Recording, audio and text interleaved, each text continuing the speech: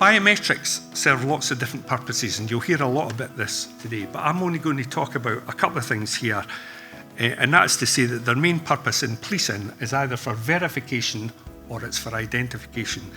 And we've also learned that the possibilities of biometrics and forensics are constantly changing. The reference back to the World's End murders. So what might not be possible today almost certainly will be possible tomorrow. Biometric data, as you know, is very personal data, and the use of that data in policing is, of course, very sensitive. And the use of such data is incredibly important and vital to detection of crime and bringing perpetrators to justice.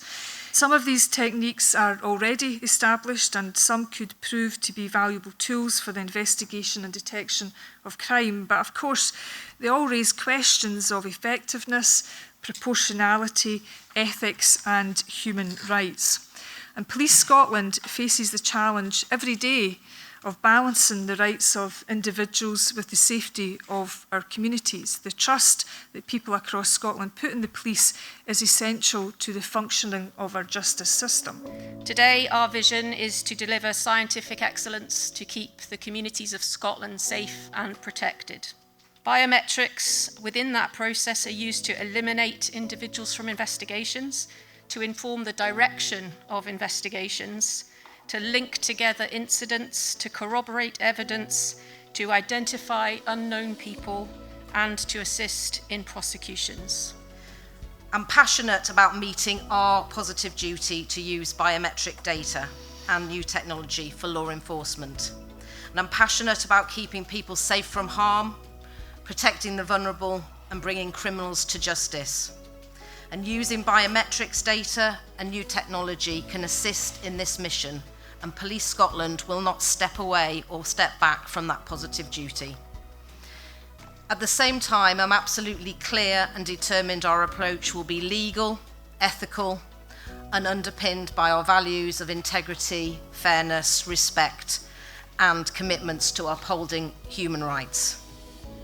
And therefore, Police Scotland was and continues to be hugely supportive of the establishment of the Scottish Biometrics Commissioner, and we embrace the clarity and direction provided by the Code of Practice, which came into effect, as you heard, in November 2022. And we've been grateful for the support and challenge to ensure Police Scotland was compliant with the Code. At the same time, the Scottish Police Authority's challenge and support has been vital in developing a rights-based pathway and an approach to data ethics that can give confidence and necessary security to new data-driven technology being used in policing. Well, I think this is really important, and we want to embed our rights-based pathway within Police Scotland, and that's how we introduce new technology, how we get that balance between introducing new technology, not being risk averse about that, but also making sure that we're responsible and we're upholding rights in that. And I think an event like today is really important. And we have media here today, we have a vast array of academics and people from all these disciplines. And we're having a really important debate this afternoon on what the future of that should be. And we want to bring the public along with us.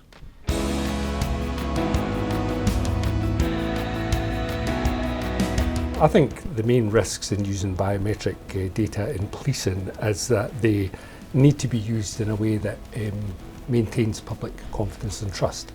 And the way that is achieved really is by the scientific techniques that are used in, for example, fingerprint and DNA analysis being accredited to international scientific standards. Technology, in some respects, not all technologies, but some technologies bring policing the ability to be more precise in what they're doing, more accurate, and do it more efficiently.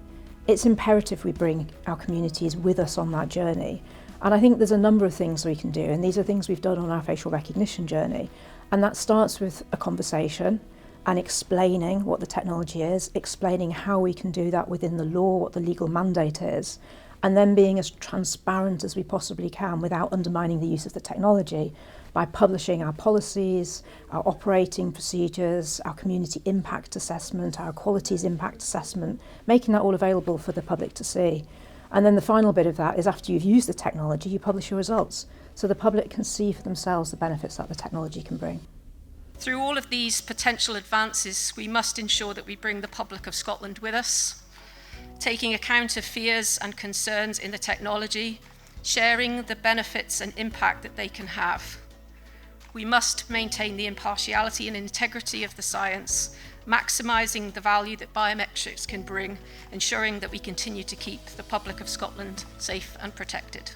This event has been incredibly helpful to me and my colleagues from Northern Ireland about trying to understand issues in Scotland, but I think it's also been helpful to others. So more of these events looking at the 3 jurisdictions would be incredibly important going forward, I think. There is time now for an informed public discussion in Scotland on a key policing technology, which is live facial recognition.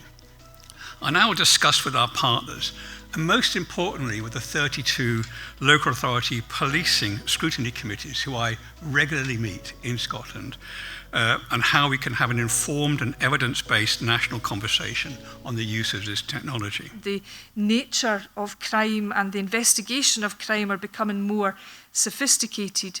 New technologies and systems do, of course, have the potential to transform policing where they support improvements to efficiency and effectiveness. And emerging biometric technologies will no doubt play a role, a vital role going forward. I think the crucial thing is getting the balance right between the successful use of that in order to detect and prosecute offenders, but at the same time protecting as far as possible the liberty of the individual subject so that the biometrics do not curtail their liberty. I think we've laid a really strong foundation in Police Scotland. We've learned from the challenges we faced around cyber chaos, and we continue to learn and review and develop. The principle of policing by consent is fundamental to Scotland's justice system, and this is critical to the legitimacy of policing and is built on the bond of trust with our communities. That criminals are using technology in new and innovative ways.